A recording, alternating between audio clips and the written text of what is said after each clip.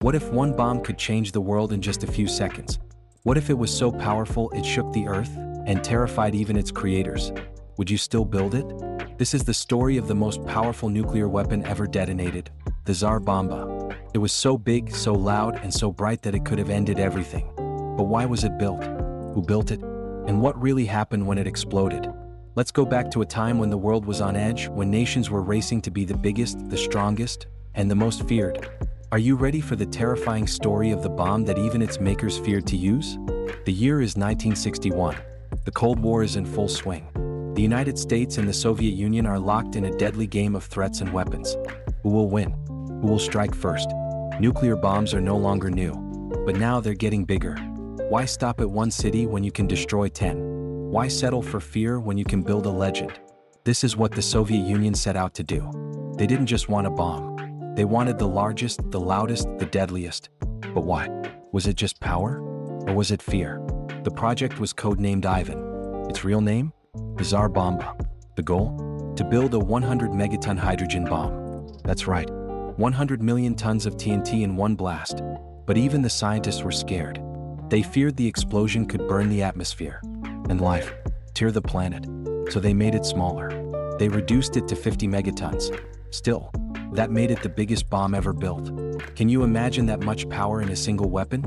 October 30th, 1961. A giant Soviet bomber lifts off from a frozen runway in the Arctic. Inside it, the Tsar Bomba. The crew knows they might not come back. How do you drop a bomb so powerful and survive? They use a parachute. Yes, a parachute on a bomb. To slow it down. To give the plane time to fly away. But would that be enough? They release the bomb. It falls. The countdown begins. Would it explode like expected? Or something worse? When Tsar Bomba exploded, it created a fireball 8 kilometers wide.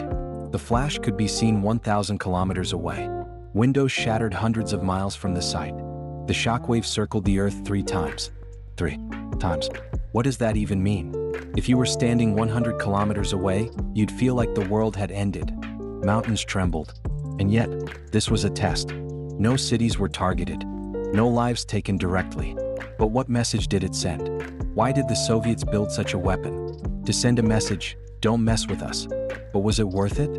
Even Soviet leader Khrushchev later admitted, the bomb was too big to use, too dangerous to exist. So why build it? Was it science? Was it politics? Was it a cry for peace hidden inside a monster? Or was it a sign that humans had gone too far? The world was shocked. The United States took notice. NATO took notice. Even ordinary people were terrified. If this was just a test, what would happen in a real war? But here's the twist. No bomb since then has ever come close. Why? Because even the most powerful people understood, this kind of power is too much. It wouldn't end a war. It would end everything. Today, the Tsar Bomba is a memory, a warning. We have the technology, the knowledge, the bombs. But the question remains, will we ever use them? And if we do, what will be left? One bomb, 50 megatons, one test, a message sent across the world. But here's what we must ask ourselves. Just because we can build something, does that mean we should? And if we keep building bigger, louder, deadlier weapons, who will be left to ask questions when the last bomb drops?